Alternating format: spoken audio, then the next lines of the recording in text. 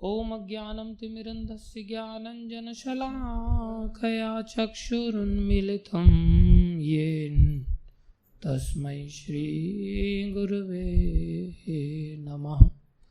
श्रीचैतन्यमनोभीष्टं स्थापितं येन भूतले स्वयं रूपकदा मह्यं ददाति स्वपदान्तिकं। वन्देऽहं श्रीगुरु श्रीयुतापदकमलं श्रीगुरुन् वैष्णवांश्च श्रीरूपं सागरजातं सहगना रघुनाथान्वितं तं सजीवं साद्वैतं सावधूतं परिजनसहितं कृष्णचैतन्यदेवं श्रीराधाकृष्णपदान् सहगणललिता श्रीविशाखान्वितांश्च। हे कृष्ण करुणा सिंधु दीनबंधो जगतपते गोपेश गोपीकांत श्री राधाकांत नमस्तुते। तप्त कांचन गौरंगी राधे वृंदावनेश्वरी वृषभानुसुते देवी प्रणमामि हरिप्रिये।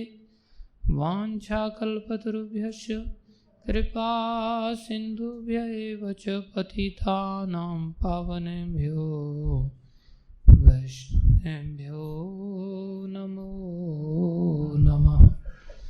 जय श्री कृष्ण चैतन्य प्रभु नित्यानंद श्री अद्वैत गदाधर शिवासादि गौर भक्त वृंदा। हरे कृष्णा कृष्णा कृष्णा हरे हरे हरे राम राम राम हरे हरे। हरे कृष्णा कृष्णा कृष्णा हरे हरे हरे राम राम राम हरे हरे। हरे कृष्णा कृष्णा हरे हरे हरे राम राम राम हरे हरे। गुरुवे गौरचंद्राय राधिकाय तदालये कृष्णाय कृष्ण भक्ताय तद्भक्ताय नमो नमः।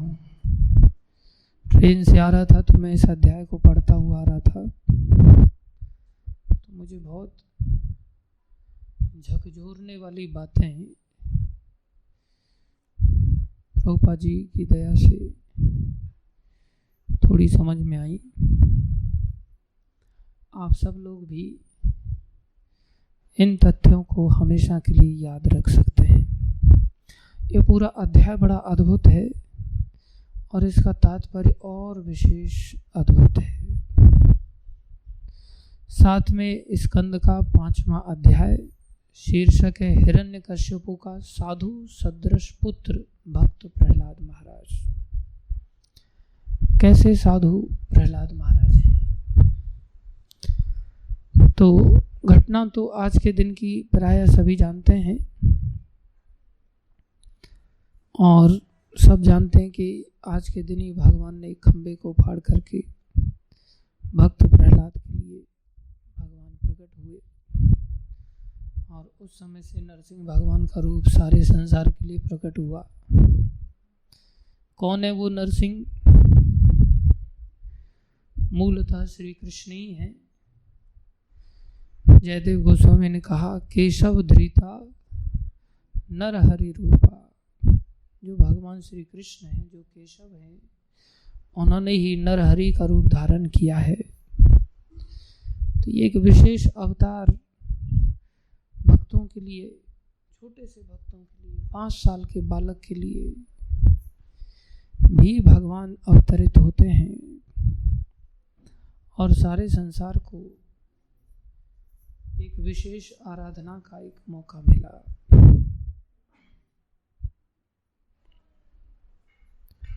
इन माताओं को बोलो आवाज ना करें, हाथों से काम करें, जबान से नहीं। इधर से बोलो, इधर से नॉक करके।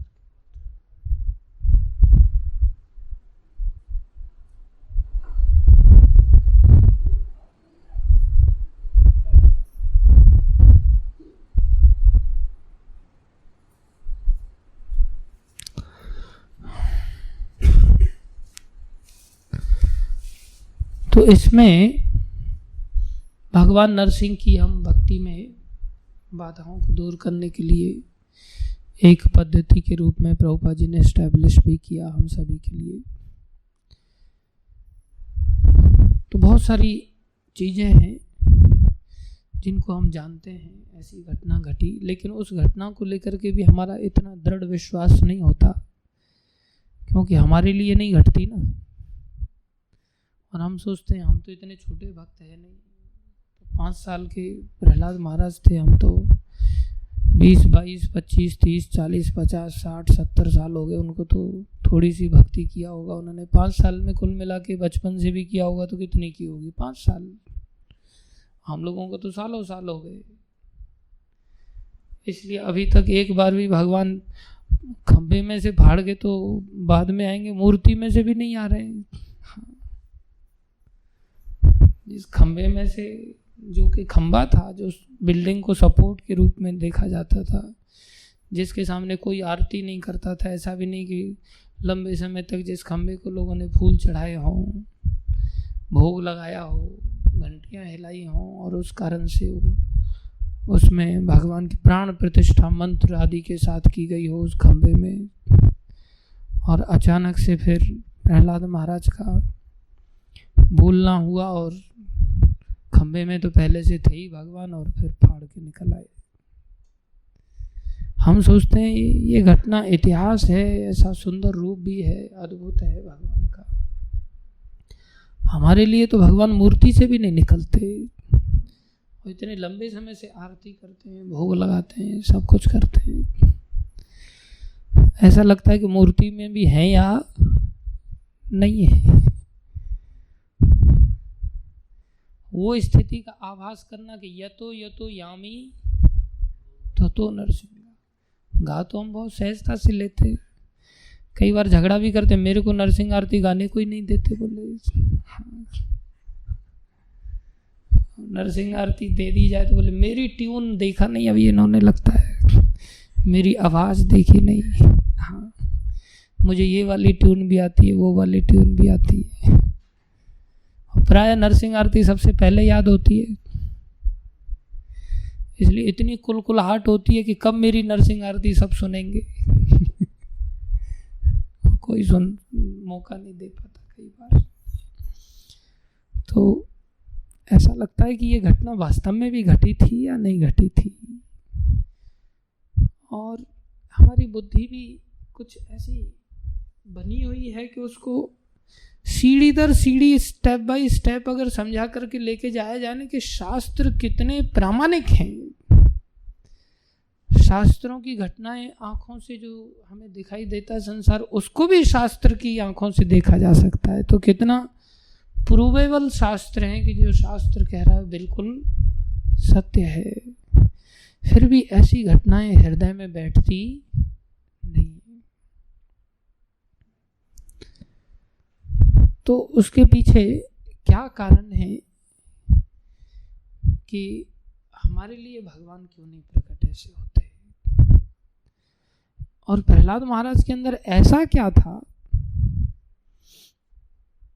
कि उनके लिए भगवान खंभे से भी फाड़ करके प्रकट हो गए। उस बात को भागवतम में सुखदेव गोस्वामी ने इस अध्याय में समझाया है, बहुत अच्छी तरह से समझाया है।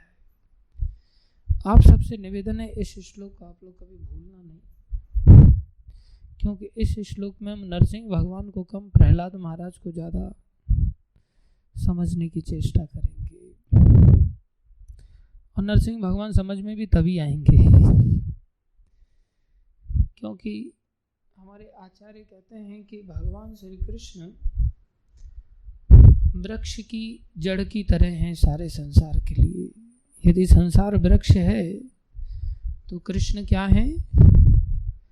उस वृक्ष की जड़ है, सब कुछ उन्हीं पर आधारित है। हम लोग ये सीखते भी हैं कि अगर सबकी सेवा करनी है तो सबकी सेवा संभव नहीं है, तो किसकी सेवा कर लो? अगर वृक्ष की पत्तियों की टहनियों को पोषण पहुंचाना है तो किसकी सेवा कर लो? जड़ में पानी डाल दो। प्रभुपाद जी उदाहरण सबको अंश के रूप में भी बताते हैं गीता से, कि भगवान कह रहे हैं ये सब जीव जो हैं वो क्या है, मेरे अंश हैं।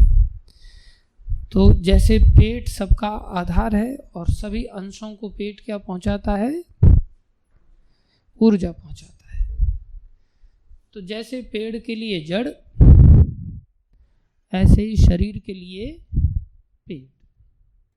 जैसे जड़ में पानी डालने से सबका पानी की पूर्ति हो जाती है, ऐसे ही पेट में भोजन डालने से सबके भोजन की आपूर्ति हो जाती है। तो महत्वपूर्ण क्या हुआ फिर सबसे अधिक, पेट या जड़? ये दो उदाहरणों से प्रभुपाद जी समझाते हैं। अब इसमें और महत्वपूर्ण भी आचार्य समझाते हैं कि हमें जड़ में पानी डालना है, तो जड़ में पानी पहुंचेगा कहां से? जड़ तक पानी पहुंचाएंगे कैसे? क्या माध्यम है? हाँ, पेड़ की जड़ तक पानी पहुंचाना है तो क्या माध्यम, क्या, कैसे पहुंचेगा पानी वहां तक? पाइप से? हाँ, नली? अरे पेड़ की बात हो रही है, नली की, ये वाली नली नहीं, पेड़ नहीं। पेड़ की जड़ में पानी पहुंचाना है तो क्या माध्यम है? हाँ, कहाँ डालते हैं? जड़ में, जमीन पे डालते हैं, जड़ में नहीं। जड़ खोद के थोड़ी डालते हैं। कहाँ डालते हैं? जमीन पर डालते हैं, और जमीन के माध्यम से पानी जड़ तक पहुंच जाता है। तो जड़ तक पानी पहुंचाने का माध्यम क्या है? भूमि। ऐसे ही पेट अगर सबका स्रोत है, तो पेट तक अगर भोजन पहुंचाना है तो उसका माध्यम क्या है? मुंह, जीभ। मुंह में जो डाल देते हैं वो अंदर ले लेती है क्या जीभ? बच्चों को देखो डाल करके, कुछ एक चीजों को ही लेती है जीभ। अगर जीभ ने रिजेक्ट कर दिया तो पेट में जाता है? नहीं जा पाता, बहुत कठिन होता है। इसलिए पेट तक भोजन पहुंचाने का माध्यम क्या है? जीवा। इसलिए जड़ तक माध्यम क्या है? भूमि। और पेट तक का माध्यम क्या है? जीवा। तो जैसे भूमि ऐसे ही जीवा। तो पेट और जड़ से भी महत्वपूर्ण क्या हो गया फिर? भूमि और जीवा। हमारे आचार्यों ने उदर के बारे में बताया, लेकिन इतना ज्यादा नहीं बताया जितना बोले ये जीव खतरनाक है। तार मध्य जीवा अति लोभमय सुदुर्मति।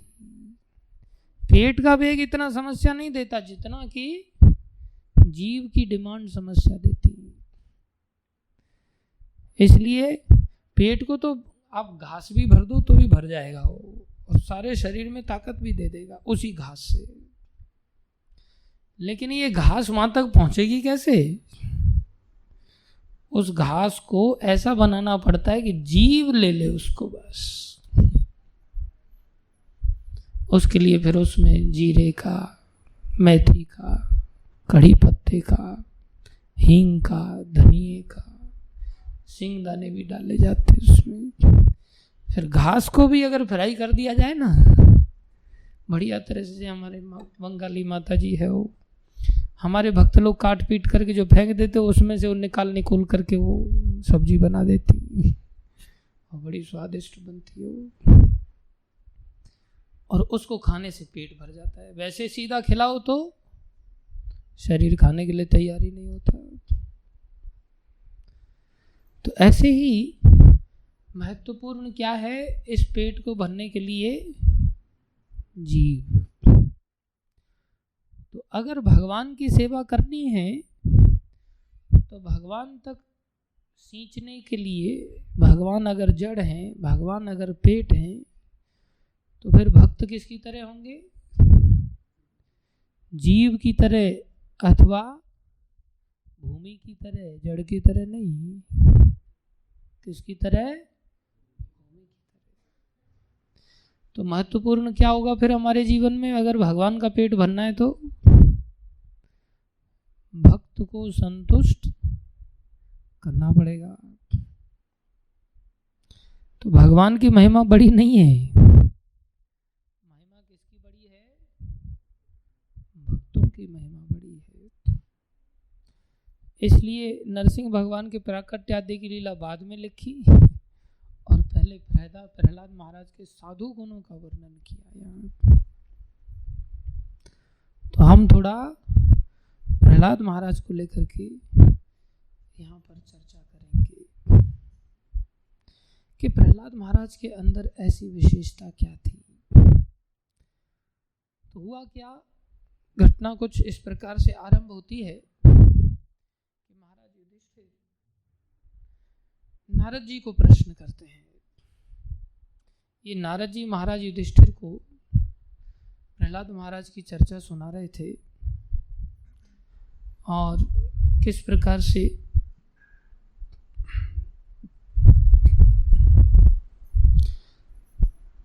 नारद जी ने जब बताया कि ऐसा साधु पुत्र था वो हिरण्यकश्यपु के कई पुत्रों में से, कि हिरण्यकश्यपु उसको ही बहुत प्यार करता था। बहुत मतलब इतना प्यार करता था कि गोद में लेने के साथ ही उसके आंसू टपकने लगते थे और प्रहलाद महाराज का सर हिरण्यकश्यपु के आंसुओं से गीला हो जाता था। ऐसा प्यार करता था। दरबार में भी गोद में उठा करके उनके सर को सूंघता था, हृदय से लगाता था, इतना प्यार करता था। प्रहलाद महाराज आज्ञाकारी थे, विनम्र थे, बड़े सम्मान के साथ पूरी तरह से दंडवत प्रणाम करते थे और बहुत नपे तुले शब्दों के साथ बातचीत करते थे। मतलब 5 साल के बच्चे के अंदर ऐसी गंभीरता, ऐसी विशेषता कि कोई भी व्यक्ति साधारण तक खिंच जाए। इसलिए हिरण्यकश्यपु भी प्रहलाद के प्रति बहुत खिंचाव महसूस करता था। शुक्राचार्य जी हिरण्यकश्यपु के गुरु थे। इनका नाम ही था शुक्राचार्य। शुक्र से संतान उत्पन्न होती है। वैसे हिरण्यकश्यपु बहुत बड़ा नास्तिक था। प्रभुपाद जी तात्पर्य में लिखते हैं, इतना बड़ा नास्तिक था कि उसने खुद को ही भगवान घोषित कर दिया था। भगवान में तो मानता ही नहीं था। हम भी जैसे भगवान में नहीं मानते कई बार, लेकिन इतने बड़े नास्तिक नहीं है कि हम खुद को ही भगवान घोषित करें। ओपनली, अंदर से तो करते ही है, ओपनली मार्केट में ऐसा चैलेंज नहीं करते जैसा हिरण्यकश्यपु ने किया था। तो बोले इतना बड़ा नास्तिक और शुक्राचार्य ब्राह्मण है जाति से, तो बोले ब्राह्मण को तो ऐसे किसी व्यक्ति का गुरु या ऐसे व्यक्ति को पुरोहिताई नहीं करनी चाहिए। फिर भी उन्होंने उसका पुरोहिताई करना स्वीकार किया। बोले क्यों किया? बोले अपने शुक्र के लिए। शुक्र कौन थे? बोले संड और अमरक। उनके बेटे थे। बेटों की बड़ी चिंता थी, मेरे बेटों का पालन पोषण कैसे होगा। बोले हिरण्यकश्यपु से धन दौलत मिलता रहेगा, इसलिए बोले इसका गुरु बन जाता हूँ। तो कोई व्यक्ति अपने भरण पोषण के लिए, अपनी संतान के पालन पोषण के लिए ब्राह्मण होकर के भी अगर धन के पीछे भागता और इतना नीचे गिर जाता है कि एक नास्तिक व्यक्ति को भी अपना चेला बना लेता है, एक प्रकार से उसकी हाँ में हाँ मिलाता है, उसको कल्टीवेट करने के बजाय। बोले वो ठीक नहीं है। प्राय संसार में धनवान व्यक्ति की हाँ में हाँ मिलाते हैं। कोई व्यक्ति ओपनली कहाँ कुछ समझा पाता है किसी को।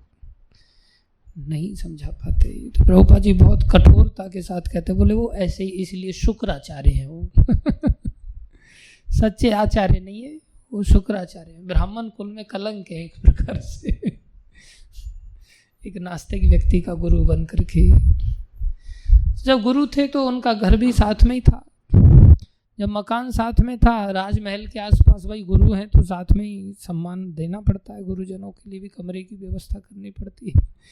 तो उनका मकान भी पास में था, तो उनके दोनों पुत्र संड अमरक वो भी पास में ही रहते थे। जब वो भी पास में रहते थे तो जब बाप का गुरु उसका बाप है तो बेटा का गुरु उसका बेटा भी बन सकता है। तो उन्होंने सोचा पास में ही संड अमरक रहते हैं, ये लोग भी वेल ट्रेंड हैं शुक्राचार्य के द्वारा, पॉलिटिक्स आदि में, शासन आदि में, पक्षपात आदि में। पॉलिटिक्स मतलब जहाँ दो चीज़ें होंगी ही होंगी तभी पॉलिटिक्स संभव है, प्रभुपाद जी तात्पर्य में लिख रहे हैं। बहुत अद्भुत, मतलब इतना विशेष है कि आप एक एक शब्द पढ़ोगे तो आपकी खोपड़ी हिल जाएगी एकदम से, ओ ऐसा कैसे हो सकता है पॉलिटिक्स मतलब जहाँ मित्र और शत्रु ये दोनों होंगे ही होंगे एक ग्रुप को आपको मित्र बनाना ही होगा तभी पॉलिटिक्स संभव है शत्रु को किसी न किसी को शत्रु मान करके चलोगे आप, ग्रुप को या एक देश को, किसी न किसी को शत्रु पक्ष मानोगे, किसी न किसी को मित्र पक्ष मानोगे, उसके अनुसार व्यवहार करोगे, उसको पॉलिटिक्स कहते हैं बोलिए ये सब शिक्षा देते ही हैं पास में, तो संड अमरक शिक्षा देते थे। तो ये सारी वार्ता नारद जी दुर्योधन इसको सुना रहे हैं, युधिष्ठिर महाराज को सुना रहे। तो युधिष्ठिर महाराज को जब उन्होंने सुनाया, उस समय की वार्ता सुना रहे हैं, तो युधिष्ठिर महाराज ने प्रश्न किया कि इतना प्यार करते थे हिरण्यकश्यप उनको, तो फिर इतनी बड़ी दुश्मनी कैसे हो गई? संसार में प्रायः जो आज्ञाकारी बालक नहीं होता माता पिता का, फिर भी माँ बाप उसको छोड़ नहीं पाते, उसकी जान लेना तो कितनी बड़ी बात है। संसार में भी ऐसा देखा जाता है, जो धूर्त संतानें होती हैं उनमें भी माँ बाप की आसक्ति घड़ी रहती है। तो जो आज्ञाकारी संतान जिससे वो इतना प्यार करता है कि उसकी आंखों में अश्रुपात होता है, क्योंकि पास में ही गुरुकुल से थोड़े समय पढ़ने के लिए भेज दिया और जैसे ही वापस आए तो हिरण्यकश्यप ने बड़ा गोद में उनको उठा लिया और गोद में उठा करके बड़ा लाड़ प्यार करने लगे। और उनको कोई कठिन प्रश्न नहीं पूछा, अच्छा मैथमेटिक्स में बता तेरे को क्या क्या आता है, सुना 1 2 3, नहीं, ऐसा कुछ नहीं पूछा। हम लोग तो स्पेसिफिक पूछते हैं ना, जानबूझ करके उस तरह, ये आता है क्या, नहीं आता, चल नीचे वाले स्तर पर आ जाते। फिर अच्छा ये आता है क्या, ABCD सुना, चल फटाफट, नहीं आता, अच्छा चल आई सुना, वो भी नहीं आता, फिर सीखता क्या तू वहां जाकर के। हिरण्यकश्यप प्रभुपाद जी लिख रहे हैं इतना प्यार करता है कि उसने ये नहीं पूछा कि तेरे को ये आता है क्या, ये आता है कि ये आता है कि, नहीं पूछा पुत्र सबसे अच्छा तुम्हें क्या लगता है।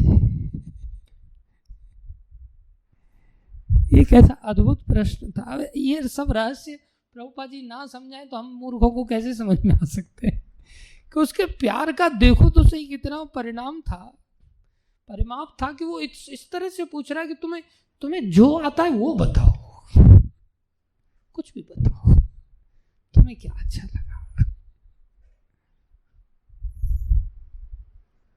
और तब प्रहलाद महाराज ने एकदम से इतना भारी श्लोक बोल दिया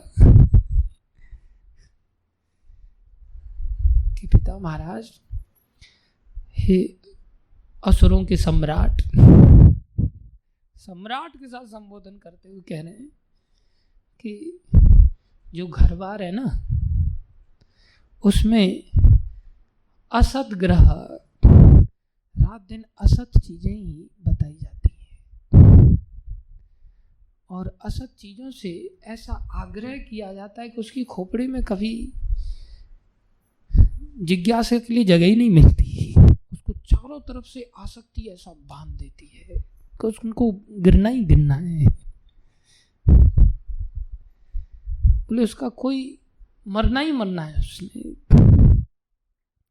ये ऐसे ही है जैसे एक बार एक चील एक सांप को पकड़ करके ले गई, और जब वो नीचे उसको आकाश में ले जा करके अपने अड्डे पर उतार करके खाने के लिए लेके जा रही थी, जब नीचे ला रही थी तो सांप थोड़ा हवा के कारण उछल पाया ऊपर की ओर पूंछ से। तो पूंछ की ओर से उछला तो उसने थोड़ा सा झटके से उसको लपेट लिया और उसके पंख लपेट लिए। जब पंख लपेट लिए तो इतनी ऊंचाई से वो गिरी कि फूट गई, गिरती खोपड़ी फूट गया उसका। दैविच्छा वो सांप बच गया और चील मर गई। बोले आसक्ति संसार में जीवों को बोले ऐसे ही लपेट लेती है और फिर वो कभी नहीं निकल पाता। प्रहलाद महाराज कहते ये घर अंधा कुआं है, गहरा अंधा कुआं है, सूखा कुआं है, यहाँ मरना निश्चित है जो संसार में घर बार है। पिताश्री घर से बाहर जाना ही, वन में जाना ही, विशेष रूप से प्रभुपाद जी लिखते वृंदावन में जाना ही जीवन का उद्देश्य है, ये मैंने सीखा। और जैसे ही ये बात इतनी गंभीरता के साथ प्रहलाद महाराज ने बताया, हिरण्यकश्यप भी साधारण नहीं था, बहुत सारी बातों को पहले से ही जानता था, शास्त्र की बातों को। हिरण्याक्ष जब मरा था तो उसने अपनी भाभी को बहुत समझाया था कि ये तो सब हम आत्मा हैं, हम शरीर नहीं है, प्याऊ की तरह थोड़े समय के लिए मिल जाते हैं, बाद में सब बिछुड़ जाते हैं। आत्मा तो अजर अमर है, यात्रा चलती रहती है, शरीर का नाश होता है। ये सब बातों को हिरण्यकश्यप भी शास्त्र की भाषा में जानता था। और जैसे शास्त्र की बातों को कोई छोटा सा बालक कह दे ना तो एकदम से कैसा स्ट्राइक करता है ना, कैसा अजीब लगता है। मैं उधमपुर में था, वहाँ छोटा सा ही बालक था, इससे भी छोटा होगा, ध्रुव से भी छोटा। तो उसको मैंने गोद में लिया, गर्ग नाम था उसका, उसके पिता गर्ग, उसकी माँ इसी फैमिली से थे। तो मैंने कहा तू मेरे साथ चलेगा? बोले हाँ मैं आपके साथ चलूँगा। माता पिता बैठे हुए हैं, मेरे को कहता है प्रभु जी लेकिन पिताजी तो दुकान डाल रहे हैं। और मैंने इनको बोला आप दुकान क्यों डाल रहे हो? और पिताजी चुप बैठे हो, अपनी ओर से वो बोल रहा है। मेरे को अंदर से बड़ा अजीब लग रहा है। मैं बोला कितनी बड़ी बातें कह रहा है। मैंने तो मना किया पिताजी, पहाड़ी भाषा में थोड़ा बोल रहा था, वो अलग ही टोन थी उसकी। आप भी मना कर दो ना इनको, मतलब फिर तू रह लेगा? बोले मैं रह तो लूंगा लेकिन एक दिक्कत आएगी। मैं बोला क्या दिक्कत आएगी? बोले अगर मैं चलूंगा आपके साथ तो मेरी मम्मी को मेरी याद आएगी। ये नहीं कह रहा कि मेरे को मेरी मम्मी की याद आएगी, आप लोग समझे नहीं उसके रास्ते को। कितनी बड़ी बात कह रहा हो छोटा सा बालक, मेरी मम्मी को मेरी याद आएगी। यही कह के नहीं रुका, मतलब बात तो ठीक कह रहा है तू। फिर प्रभु जी मम्मी अगर साथ में चल पड़ेगी तो फिर पापा को मम्मी की याद आएगी।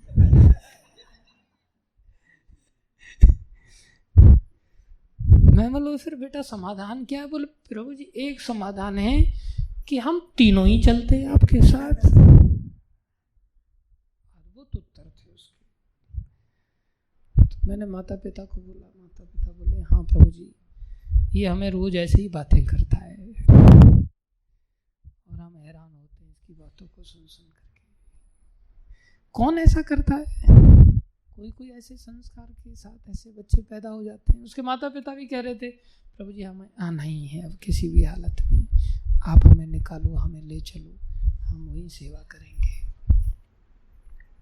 अच्छी बात है। वैसे मोटी बुद्धि से देखा जाए तो कुछ सुनिश्चित हो या ना हो, लेकिन इस संसार से जाना सब छोड़ के जरूर सुनिश्चित है। तो एक दिन तो सबने जाना ही जाना है, सब छोड़ना ही छोड़ना है। लेकिन ये बात न जवानी में समझ में आती है, न बूढ़ापे में समझ में आती है, क्योंकि आसक्ति में ऐसा अंधा हो जाता है ना, मौत सामने खड़ी हो जाती है तो भी नहीं समझ में आती। और कभी कभी छोटा सा बालक ऐसी बात कर दे, तो मैं रिलेट कर रहा था, विचार कर रहा था कि जब प्रहलाद महाराज ने ऐसा बोला होगा कि पिताजी वन में चले जाओ, ये घर तो अंधा कुआं है, तो हिरण्यकश्यप जी ने, जिसने सारे संसार को जीत लिया, वो एक दुकान थोड़ी खोलने जा रहा है, उसका तो सारा संसार है, उसको कितनी हंसी आई होगी। और साथ में थोड़ी सी बात पिंच भी की उसको। प्रभुपाद जी के तात्पर्य इस अध्याय में पढ़ोगे तो आपको बहुत अच्छा लगेगा। मैं इतना लंबा बोलने जाऊंगा तो बहुत समय लग जाएगा। एक एक श्लोक में बहुत अद्भुत तात्पर्य है। मैं थोड़ा आगे बढ़ रहा हूँ। तो हिरण्यकश्यप कहता है, संडामरक पास में ही थे, उनको बुला करके ला करके कहता है, देखो तुम लोगों को पता नहीं है, ये वैष्णव लोग बहुत चीटर हैं, एक नंबर के। ये लोग वेश बदल करके प्रचार करते हैं, इसलिए पता करो इसकी बुद्धि किसने ऐसी बनाई है। बोले वृंदावन जाने की बात कर रहा है, विष्णु का आश्रय लेने की बात कर रहा है, हरि में आश्रय, तो बोले वहाँ जाके हरि का आश्रय लेना चाहिए आपको। वृंदावन में जाने का मतलब ये नहीं कि वहाँ जाकर के गोलगप्पे खाने चाहिए आपको या वहाँ लस्सी पीनी चाहिए। बोले नहीं, वहाँ जाकर के हरि का आश्रय लेना चाहिए, ऐसा प्रहलाद महाराज इस श्लोक में बोल रहे हैं।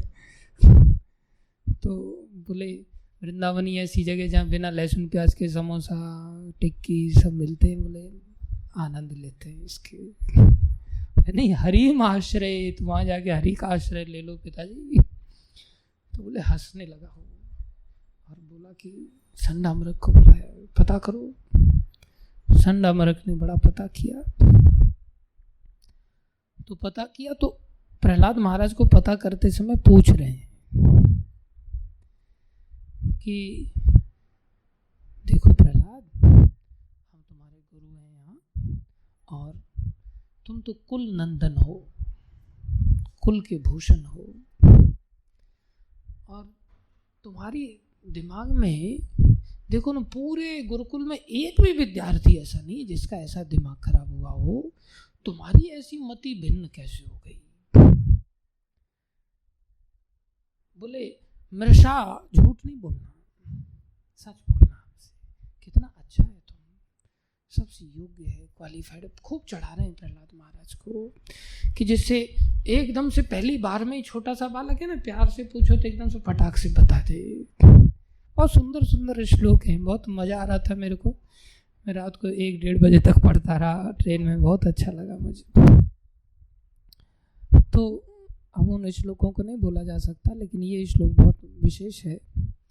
तब प्रहलाद महाराज कहते हैं कि ऐसी बात नहीं है, यहाँ कोई आया गया नहीं, ना ही किसी ने मेरी मति को खराब किया है, और ना ही ऐसा है कि मैं आपकी बात को मानना नहीं चाहता, लेकिन वास्तव में मेरी बहुत बड़ी विवशता है।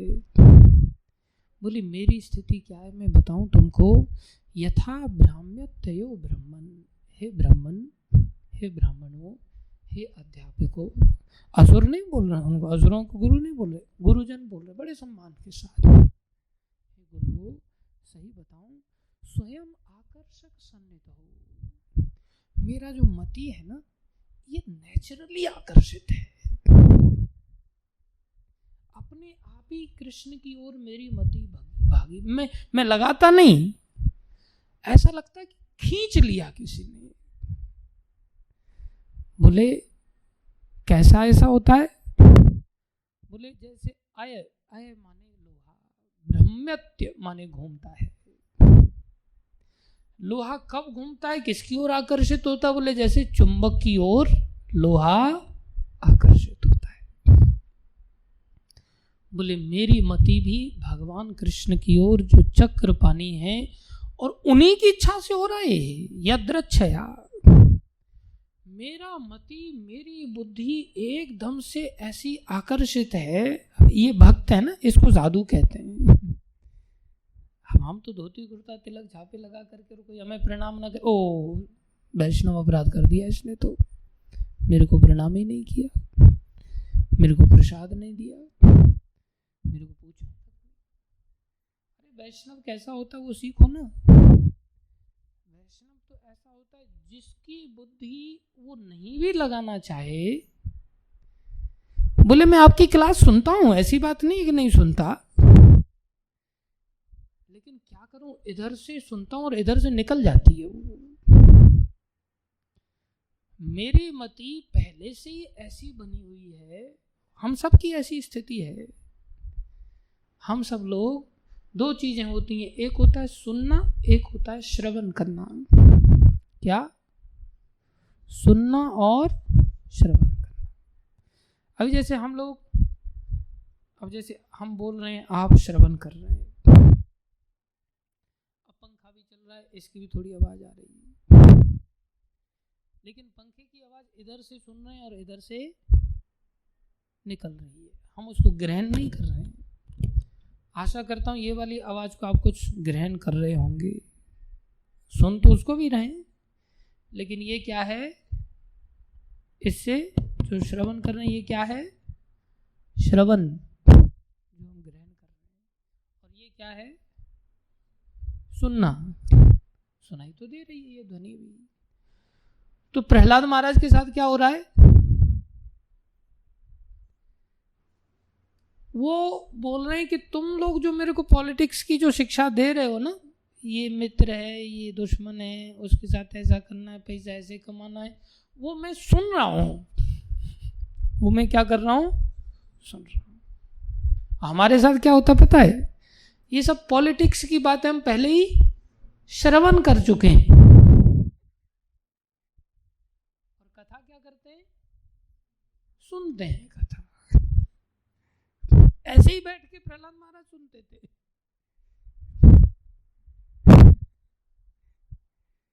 और मति किधर खिंची हुई है? उन्होंने पहले ही भगवत भक्ति का ऐसा श्रवण किया है कि बोले मेरी मति चक्रपाणी भगवान की दया के कारण क्या हो गई है? आकर्षित हो गई है, खिंची हुई है मेरी मति। मैं नहीं लगाना चाहता, ऐसा लग रहा है कि मेरे को कठपुतली की तरह, जैसे कठपुतली नाचती है, प्रभुपाद जी वर्णन करते हैं कठपुतली की तरह। यहां वर्णन कर रहे हैं, बोले लोहा चुंबक की तरह जैसे खिंच जाता है, मैं ऐसे खिंच रहा हूं। तुमको ऐसा लग रहा है कि कोई और आकर के मेरे को कन्विंस कर रहा है, मेरे को भटका रहा है, ऐसी बात नहीं है, मैं तो खिंचा जा रहा हूं। वास्तविकता में देखा जाए, आचार्य वर्णन कर रहे हैं, ये इतने बड़े भक्त थे कि भगवान की ओर यहां तो ये प्रदर्शित कर रहे हैं कि मेरा मति खिंचा जा रहा है, वास्तव में इन्होंने भगवान को वैकुंठ धाम से खींच लिया।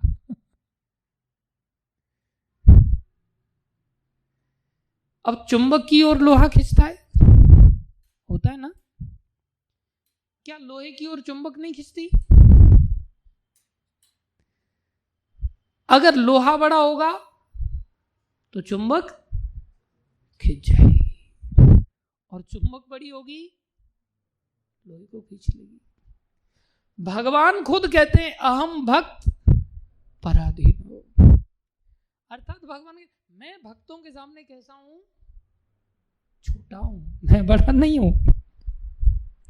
और भगवान ने ये दिखाया कि प्रहलाद इतना बड़ा लोहा है कि मैं चुंबक क्या किया मैंने? अपना वैकुंठ छोड़ करके खंभे में आकर के खंभा तोड़ के बाहर आना पड़ा, खिंचा चलाया। कैसे भक्त हैं प्रहलाद महाराज। प्रहलाद महाराज ये नहीं कह रहे, क्योंकि भगवान भक्तों को श्रेय देते हैं और भक्त भगवान को श्रेय देते हैं। वो कह रहे हैं ये सब के पीछे इच्छा चक्रपाणी यद्रच्छया, जो सुदर्शन चक्र धारण करने वाले जो चक्रपाणी भगवान विष्णु हैं, बोले उनकी इच्छा से मैं खींच रहा हूं। अर्थात मैं क्या हूं? उनकी इच्छा का कठपुतली। प्रभुपाद जी एक भजन में ऐसा वर्णन करते हैं अपने बारे में, बोले हे कृष्ण, मैं आपके हाथों का कठपुतली, मैं नहीं जानता आप मेरे को यहाँ क्यों लेकर के आए, न्यूयॉर्क में क्यों लेकर के आए। अब आपको जैसे नचाना है वैसे मेरे को नचाओ। ये भक्त होते हैं। कैसी वैचित्री है। तो प्रहलाद महाराज को ये कह रहे हैं तुम्हारी दुर्बुद्धि ऐसे कैसे हो गई है, भिन्नमति ऐसे कैसे हो गई, तुम कुल के अंगार कहां से पैदा हो गए, अर्थात कुल को जलाने वाली बुद्धि तुम्हारे अंदर कैसे हो गई। प्रहलाद महाराज क्या कहते पता है, अरे गुरुजनों, आपका ऐसा सोचना ठीक नहीं है। अरे जीव मात्र का स्वभाव है कि वो कृष्ण का अंश है, और कृष्ण का नाम ही कृष्ण इसलिए पड़ा है कि वो सभी को आकर्षित करते हैं। इसलिए स्वाभाविक रूप से, नेचुरल रूप से भगवान की ओर आकर्षित होना ये तो जीव की नेचुरल कंडीशन है। लेकिन मेरे पिता और बाकी लोग जो कृष्ण की ओर अनाकृष्ट हो रहे हैं, अर्थात आकृष्ट नहीं हो पा रहे हैं, जबकि वृंदावन में तो कृष्ण की ओर पशु पक्षी भी आकृष्ट होते हैं। वृंदावन का तो ऐसा व्यापार है। आप देखो, हम लोग गोवर्धन में बैठे हैं, उसी वृंदावन धाम में हमें बैठने का मौका मिला है, लेकिन हम अपने अंदर थर्मामीटर डाल के देखें, इस धाम में जिसमें वृक्ष भी, फूल पौधे, पशु पक्षी सब आकर्षित होते हैं कृष्ण की ओर, हम इस धाम में भी धन और स्त्री की ओर आकर्षित होते हैं। जिस ओर कौन आकर्षित है, हिरण्यकशिपु। प्रभुपाद जी तात्पर्य में वर्णन कर रहे हैं हमारा आकर्षण कहाँ है। प्रभुपाद जी तात्पर्य में बता रहे हैं प्रहलाद महाराज के इस भाव को। बोले वास्तव में समस्या मेरे में नहीं है कि मेरी भिन्नमति कैसे है, समस्या मेरे पिताजी के अंदर है कि वो आकर्षित क्यों नहीं है। बोले जीव भगवान का अंश है, अर्थात लोहा है, कृष्ण चुंबक की तरह है, इसलिए नेचुरली आकर्षण सब जीव मात्र का कृष्ण की ओर होना चाहिए, जैसे वृंदावन धाम में सबका होता ही है। इवन पेड़ पर टंगे हुए फल भी कृष्ण की ओर ऐसे आकर्षित हैं कि अपने आप टूट टूट करके उनके गोद में गिर जाते हैं। पुष्प भी कृष्ण को आकर्षित होकर के गिर जाते हैं। ऐसा कृष्ण का आकर्षण, कौन आकर्षित नहीं है कृष्ण की ओर। बोले लेकिन मुझे आश्चर्य इस बात का है कि आप लोग क्यों आकर्षित नहीं तुम्हारी बुद्धि खराब हो गई है। इसलिए प्रभुपाद जी लिखते हैं, बोले इसमें आप लोगों को प्योरीफाई करने की जरूरत है। अब हम सब अपने अंदर झांक करके देखें कि गिरिराज जी में वास करने के बाद, जिसमें कि प्रहलाद महाराज ने तो अपने पिता को बोला था ये समस्या का समाधान तुम्हारा यहाँ नहीं होगा, तुम वृंदावन चले जाओ, तुम घर अंधकूप में पड़े हुए हो, वहां समाधान हो सकता है। और हम तो पहुंचे हुए हैं ऑलरेडी वृंदावन में, गोवर्धन में पहुंचे हुए, वृंदावन से भी श्रेष्ठ, और वहां भी हमारे अंदर बैठ करके हिरण्यकश्यपु की तरह दो ही आकर्षण हर सेकंड सताते हैं, स्त्री का आकर्षण पुरुष के लिए और स्त्री के लिए पुरुष का आकर्षण, हर सेकंड सताते हैं धन का आकर्षण। हमारी स्थिति क्या है। और हम सोचे हम इतने बड़े भक्त हैं कि भगवान मूर्ति में से क्यों नहीं निकल करके आ रहे। हम भक्त हैं, हम तो हिरण्यकशिपु को भी पीछे छोड़ दिए। है कोई माई का लाल जो धाम में भी हमें आकर्षित करके दिखा दे, भगवान से बोले हम धाम में आ गए, वृंदावन में आ गए, बोले देखो हमारा कितना कूट कूट करके काम, क्रोध, लोभ, मोह, मद, मत्सर्य, विशेष रूप से अहंकार भरा पड़ा है। कोई हिला के दिखाई बोले हमारी चट्टान को। कितना बड़ा भ्रम है हृदय में कि हम अपने आप को क्या समझते हैं, भक्त समझते हैं। ऐसा लगता है कि आग में प्रवेश कर जाना चाहिए कोई अपने आप को, अगर ऐसा थोड़ा भी समझे। दहकती हुई एकदम होलिका की आग की, उसका एक जरा सा भी रोम भी ना बचे जलने से, क्या भक्त समझने के अधिकारी हैं? कोई भी दूर दूर तक अधिकार नहीं है। और कोई अगर हमें प्रभु ना कहे, इसी तात्पर्य में प्रभु की परिभाषा भी प्रभुपाद जी बताते इसी चैप्टर में, आप लोग पढ़ना, बहुत अद्भुत ये चैप्टर मेरे को लगा। पहले भी पढ़ा था लेकिन दिमाग ऐसा ही है ना, दिमाग से चीज़ें निकल जाती हैं। लेकिन प्रभुपाद जी कृपा करके हमें मौका दे रहे हैं। तो बोले जीव का आकर्षण कृष्ण की ओर जैसा लोहा चुंबक की ओर आकर्षित होता है, ऐसा ही आज जीव भी आकर्षित है। वैसे नेचुरली इधर होना चाहिए था लेकिन इधर नहीं हो रहा है। बोले क्यों नहीं हो रहा है? बोले जॉन्डिस के रोगी की तरह उसकी स्थिति बन गई है। जैसे जॉन्डिस के रोगी को गन्ने का जूस मीठा नहीं लगता, जबकि गन्ने का जूस क्या है? सभी मिठास का स्रोत है। जितनी भी दुनिया में चीजें बनाई जाती हैं उन सब में चीनी मिलाकर के उपयोगी बनाया जाता है लेकिन वो चीनी भी कहां से बनती है? गन्ने के जूस से बनती है। उदाहरण में तुलना कर रहे हैं। तो बोले फिर भी कोई स्वस्थ व्यक्ति होता है तो उसका गन्ने के जूस के प्रति कैसा आकर्षण होता है? गिलास रख दिया जाए तो मुंह में पानी आएगा कि नहीं आएगा? लेकिन अगर हम आध्यात्मिक रूप से स्वस्थ हैं तो हमारे सामने अगर बीड बैग रख दिया जाए जो नाम रस है, जिसकी तुलना रूप गोस्वामी गन्ने के जूस के साथ करते हैं स्वस्थ व्यक्ति के साथ, तो सामने अगर बीड बैग हो, आत्म दृष्टि से बीड बैग में नाम बड़ा श्रेष्ठ है। और बीड बैग मतलब नाम का गिलास, सामने बीड बैग रखा है और इधर गन्ने का जूस रखा है, किसको देख करके पानी आएगा? बीड बैग को देख करके पानी आता, ओ ये कहाँ से जहर ला करके रख दिया बीड बैग के सामने। हाँ, बीड बैग तुरंत उठा करके एकदम उसका रस पान आदमी करने लग जाए।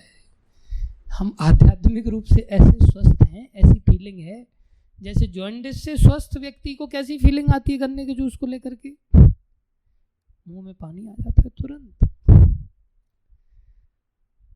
तो प्रहलाद महाराज कह रहे मेरा तो ऐसा नेचुरल आकर्षण है, लेकिन तुम लोगों का आकर्षण भौतिक वस्तुओं के प्रति ऐसा ही नेचुरल हो गया है।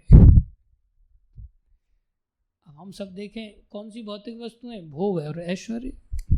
प्रसक्ता नाम तया अपरत चेतसाम व्यवसायात्मिका बुद्धि समाधौ न विधीयते। संभव ही नहीं है कभी कि ऐसी भगवान में लगन लग जाए मीराबाई आदि की तरह। अब तो हरि नाम लो लागी, अब तो हरि नाम लो लागी। मीराबाई की ऐसी लगन लगी हुई है क्योंकि उनका हृदय ऐसा शुद्ध हो गया है। अब तो हरि नाम लो लागी, अब तो हरि नाम लो लागी। महाप्रभु को लेकर के वो ऐसा वर्णन कर रही है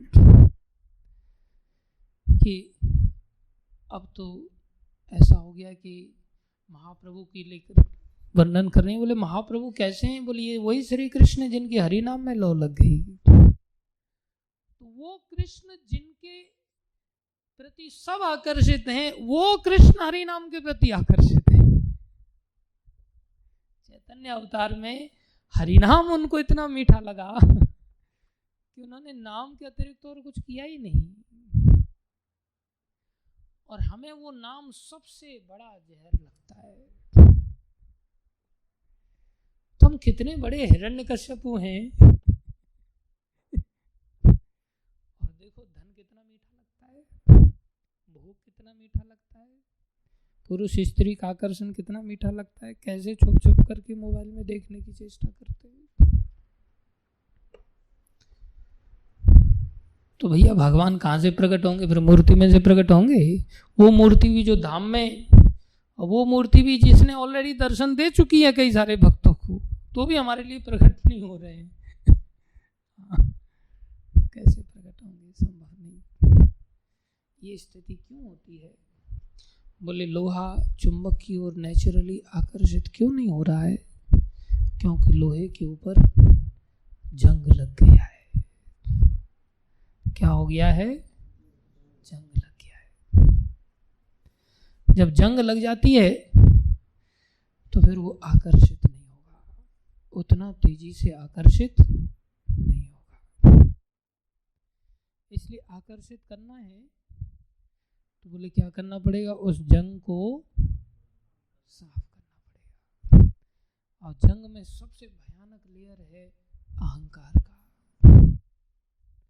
जंग में जो लेयर है वो सबसे भयानक किसका है? अहंकार का। बोले पिताश्री को इतना बड़ा अहंकार है, बोले उनका नेचुरल संसार में आकर्षण है, इसलिए बोले नेचुरली भगवान की ओर आकर्षित नहीं हो पा रहे हैं। समस्या किधर है? समस्या बोले मुझ में नहीं है, समस्या आप लोगों में है। तो प्रभुपाद जी यहाँ लिख रहे हैं, हिरण्यकश्यपु इस भौतिक जगत में होने के कारण स्त्रियों तथा धन के द्वारा आकृष्ट था, जबकि भक्त प्रहलाद महाराज अपनी स्वाभाविक स्थिति में होने के कारण भगवान श्री कृष्ण द्वारा आकृष्ट थे।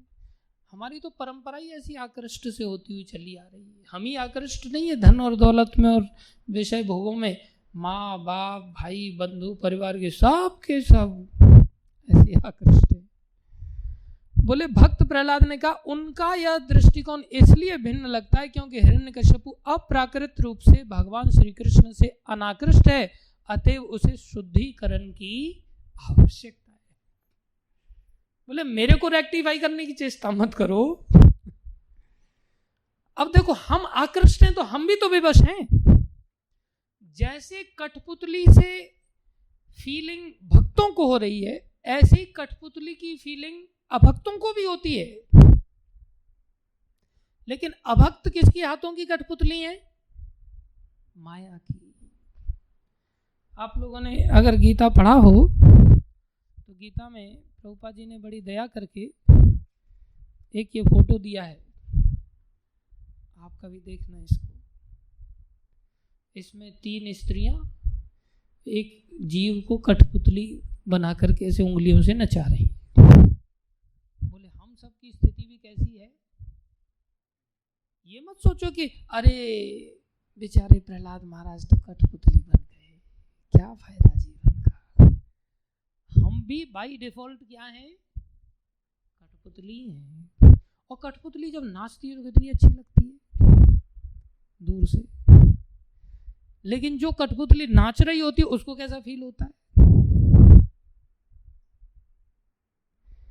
इसलिए संसार में जो दूसरे लोग हैं ना, जो भगवान की माया शक्ति से नाच रहे हैं, ऐसे लगते हैं कितने आनंदित हैं, ओ कितना बढ़िया है, कितना मजा ले रहा है, देखो कैसी कैसी ऊपर नीचे छलांग लगा रहा है, क्या क्या स्टाइल में नाच रहा है। लेकिन जो नाच रहा है वो जानता है कि मैं आनंद पूर्वक नौकरी पर जा नहीं रहा हूं, मुझे धक्का मार के बीवी भगा रही है। लेकिन दूसरा जाने वाला हमें कितना अच्छा लगा, ओ कितना बढ़िया है यार ये। मेरा इंजीनियरिंग कॉलेज में एडमिशन थोड़ा लेट हुआ और लोकल जो महाराष्ट्र के बच्चे थे उनका जल्दी हो गया, तो मैं सोचता था ये मेरे से भौंदू लड़का और ये यूनिफॉर्म पहन करके इंजीनियरिंग करने जा रहा है, मेरा अभी तक एडमिशन नहीं हुआ, मेरा जो है राउंड कब आएगा एडमिशन का। तो दूर से मेरे को बहुत बढ़िया लग रहा है हो जाता हुआ, और मैं हाथ मल रहा हूँ, मेरे को जाने को नहीं मिल रहा है। और जैसे ही मेरा एडमिशन हो गया मैं इतना दुखी हो गया, यार वो दिन बहुत बढ़िया थे जब जाने को नहीं मिल रहा था। गधा मजदूर की तरह अटेंडेंस 75% करनी है तो जाना पड़ेगा। एक बार एक बेचारा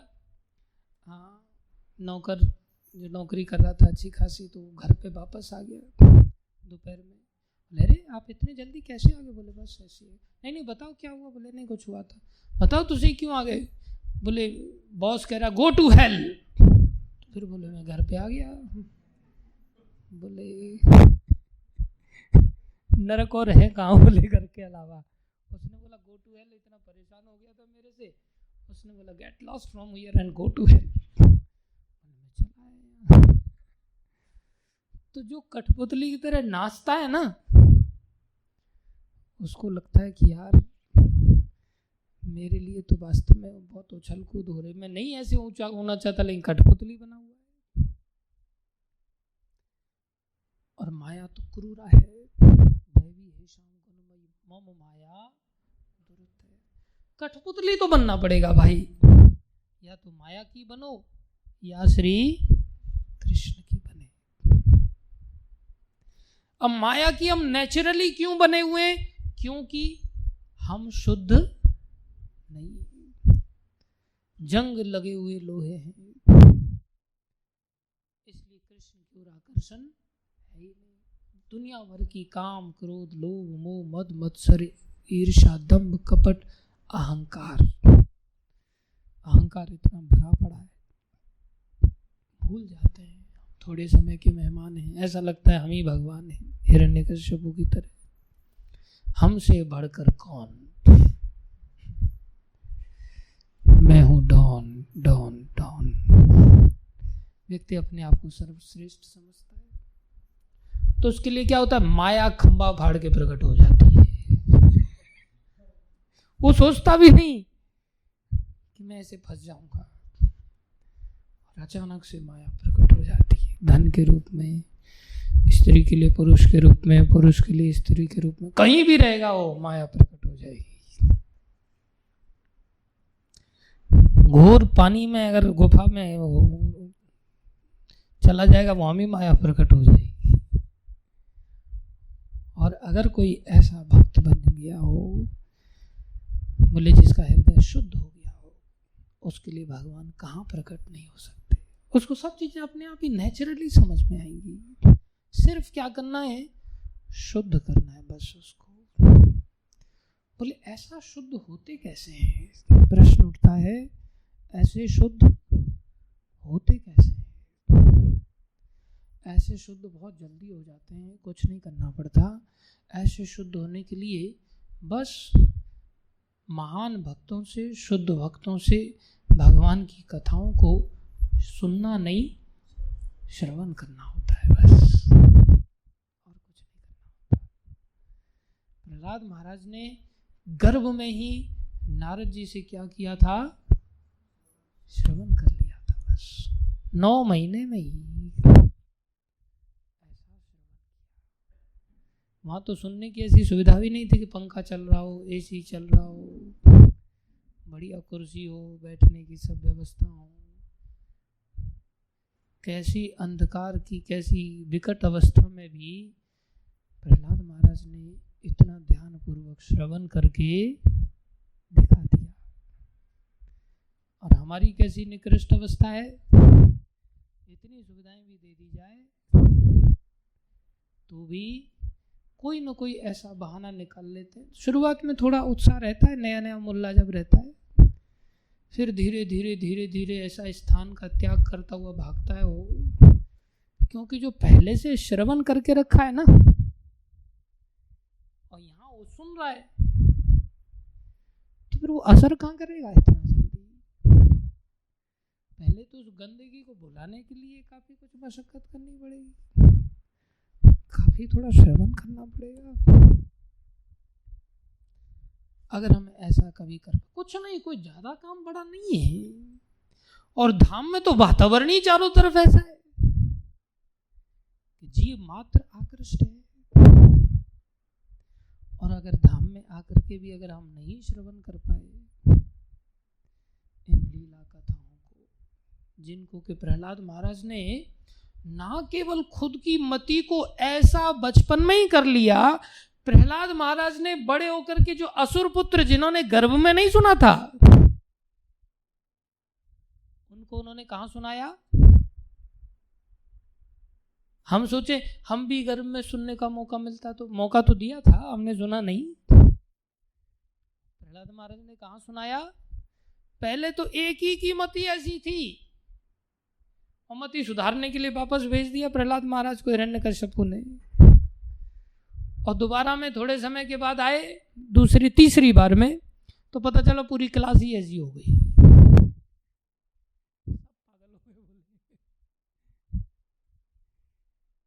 किसके प्रताप से? उन्होंने प्रहलाद महाराज से केवल श्रवण किया था, और उनके सारे मित्र लोग परम वैष्णव बन गए, भगवान के भक्त बन गए।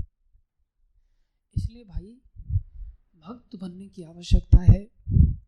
हम सब लोग अपने जीवन में इस बात को विचार करें कि हम सबकी उम्र बड़ी तेजी से जा रही है, और इस उधेड़ बुन में हम बहुत लगे रहते हैं कि ऐसे भक्त बनेंगे, वैसे भक्त बनेंगे, ये करेंगे, वो करेंगे।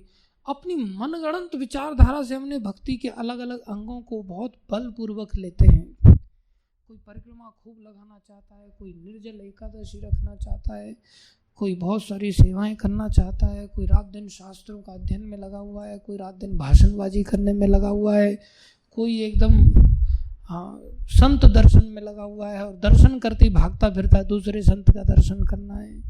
कोई अलग अलग धाम में जाकर के अलग अलग मंदिरों के दर्शन करने में लगा हुआ है, कोई माला फेरने में लगा हुआ है। कुछ भी करते रहो, भक्ति की शुरुआत ही श्रवणम से शुरू होती है। श्रवणम कीर्तनम विष्णु स्मरणम पाद सेवनम अर्चनम बंधनम दास्यम साख्यम आत्मनिवेदनम। श्रवण के प्रति अगर हम ढीले हैं, ये सबसे बड़ा थर्मामीटर है। प्रभुपाद जी का श्रवण बहुत अच्छा था। भक्ति सिद्धांत महाराज प्रभुपाद जी को दीक्षा को लेकर के जब बात उठी, तो भक्ति सिद्धांत महाराज, हाँ मैं इनको दीक्षा जरूर दूंगा, ये मेरी क्लास बहुत अच्छी तरह सुनते हैं। और भक्ति सिद्धांत महाराज लंबी लंबी क्लास देते थे। हम लोग सोचते हैं अब कितने बार DYS सुनेंगे, हम पक गए बोले सुन सुन करके, लेकिन खोपड़ी में घुसा। ऐसा तो मन में अपने भी आता है, अरे यार भागवतम पढ़ लिया और कितने बार पढ़ेंगे। लेकिन पढ़ते हैं तो भाई कभी घुस जाता है, कभी नहीं घुसता है, मौका है। कभी बुद्धि ठिकाने होती तो घुस जाता है, कभी बुद्धि ठिकाने नहीं होती तो कितना भी करते रहो घुसता ही नहीं। इसलिए ये इनके इन प्रकार हम सबको कोई के अच्छा भाई ऐसा शुद्ध भक्त मिलता नहीं सुनाने के लिए, नहीं मिलता तो शुद्ध भक्त प्रभुपाद जी तो हैं, उन्होंने जो लिखा है उसको ही पढ़ लो। तुम जब पढ़ोगे तो उन्हीं की बात को तो सुन रहे हो। पढ़ना मतलब उनके वचनों को सुनना, सुनना ही तो है। इसलिए हम अच्छी तरह से जब पढ़ेंगे, अच्छी तरह से अगर इन बातों को कोई समझाने वाला मिले और समझेंगे तो बहुत तेजी से आगे बढ़ जाएंगे। प्रभुपाद जी ने समझाना भी जरूरी समझा, इसलिए प्रभुपाद जी ने मंदिर स्टैब्लिश किए। अन्यथा प्रभुपाद जी कहते मंदिर मंदिर मत बनाओ भाई, केवल किताबें ही बांट दो बस। किताबें भी आवश्यक हैं, जिससे कोई अपना ही मनगढ़ंत को सुनाने न लग जाए मार्केट में। इसलिए ऐसे मनगढ़ंत सुनाने वालों से बचने के लिए प्रभुपाद जी ने किताबों को बड़ा बलपूर्वक संसार में बांटा। साथ में प्रभुपाद जी ने खुद जा करके जगह जगह मंदिर स्टैब्लिश किए। साथ में प्रभुपाद जी ने परंपरा को आगे बढ़ाया, इतना बड़ा मैनेजमेंट स्टैब्लिश किया जिससे चीज़ों को अच्छी तरह से समझाया जा सके। हाँ, इसलिए इन घटनाओं को स्मरण करने का, इन घटनाओं को याद करने का एक ही मात्र औचित्य है कि भाई एक दिन हमारे साथ भी ये घटनाएं घटित होनी चाहिए। हम कब ऐसे बनेंगे कि हम ऐसे निडर हो जाएं कि हमें समुद्र में फेंकने के लिए कहा जाए फेंक दो, क्या करोगे हमारा। हमें जब हाथी कुचलने के लिए आ जाए बोले कुचलवा दो। हमें जब जहरीले सर्पों की कोठरी में डाल दी जाए तो भी वो सर्प हमारे साथ खेलने लग जाए। ये उपलब्धि है, ये भक्ति है। ये नहीं कि एक और माला चल रहा है, हृदय एकदम वैसा का वैसा ही बना पड़ा है, तो फिर उस माला से हम कैसे अपने जीवन में बच पाएंगे। हम तो अरेंजमेंट में लग जाएंगे, पैसा इकट्ठा करने में लग जाएंगे, लोगों को भगवान के दर्शन खुद पहले घूम के खुद दर्शन कर लेंगे, फिर अपना पैसा खत्म हो जाएगा, फिर सोचेंगे चलो गाइड बन जाते हैं, दूसरों को दर्शन कराते, जिससे आमदनी चालू हो जाए।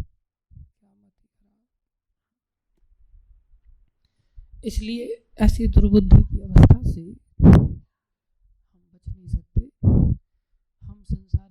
कठपुतली वाले लोगों की ओर आकर्षित ना हो। माया बड़ी क्रूर है, कृष्ण बड़े दयालु हैं।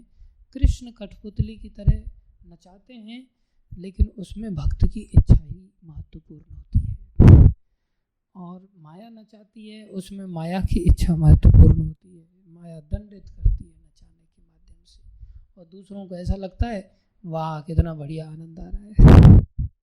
भगवान की लीला है ना, भगवान दंडित भी करते हैं तो उनका दंड भी बड़ा मधुर होता है दूसरों के लिए तो कालिया नाग की जान जा रही है, दूसरों को ऐसा लग रहा है वाह कृष्ण कितना सुंदर नाच रहे हैं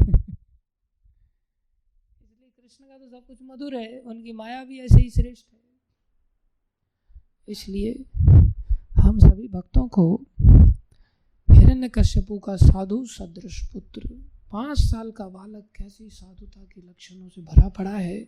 माता पिता का भी यही लक्षण होना चाहिए, ये नहीं रोटी खाना है पेट भरना। अरे सुअर भी, मैं ट्रेन से आ रहा था, बहुत गहरी कीचड़ में उसने आधा खोपड़ी अपना घुसा दिया उसमें, आधे तक तो उसका लेयर बना हुआ था कि मतलब जब खा रहा था मैंने देखा पूरा आधा लेयर तक उसका जैसे नदी का निशान पड़ जाता है ना, ऐसे वहाँ तक मैंने पूरा काला काला यहाँ तक उसका कीचड़ का निशान पड़ा हुआ है।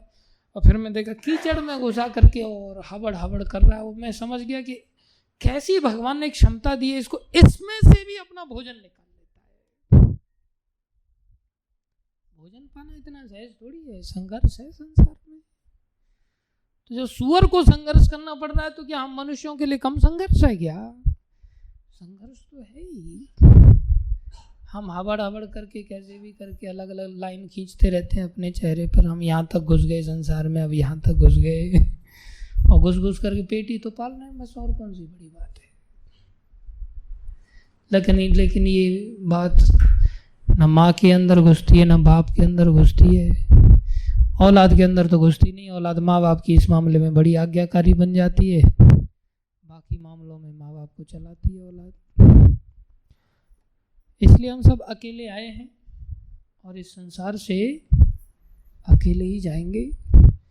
ये जीवन में हम श्रवण से लौ लगाएं, कथा को श्रवण करना सीखें। जब तक ये नहीं होगा कई जन्म बीत जाएंगे, और ये अगर किसी का हो गया, सबका नहीं होगा, लेकिन ऐसा भी नहीं कि सबका नहीं होगा, किसी न किसी का तो अवश्य होता ही है और उसका उद्धार होता है। तो ये जो महाप्रभु का आंदोलन है, जिसमें महाप्रभु ने स्वयं ऐसी परंपरा जो प्रेम से ओत-प्रोत करके दिया है, इस आकर्षण से ओत-प्रोत करके इस परंपरा को दिया है, जिसमें महाप्रभु ने सबके लिए प्रेम के जो बांध था, जिसमें शिव ब्रह्मा आदि को भी दुर्लभ बांध था, वो भी भगवान ने सबके लिए खोल दिया। हम सब ऐसे कब बन पाएंगे? ऐसा विचार से हम सबको समर्पित होकर के आज्ञाकारी होते हुए, जैसे प्रहलाद महाराज अपने गुरु नारद जी के प्रति आज्ञाकारी हैं, समर्पित हैं, तो उनके जीवन में खोल सकते, उनके जीवन में हम भी ऐसा आकर्षण महसूस अवश्य कर सकते हैं। लेकिन हमारी खींचातानी होती है, बीच में लटके हुए लोग हैं, थोड़े माया की ओर आकर्षित हो जाते हैं, थोड़े कृष्ण की ओर आकर्षित हो जाते हैं। जब कथा सुनते हैं तो इधर आकर्षित हो जाते हैं, मोबाइल देखते तो उधर आकर्षित हो जाते हैं। न घर के प्रहलाद महाराज की जय।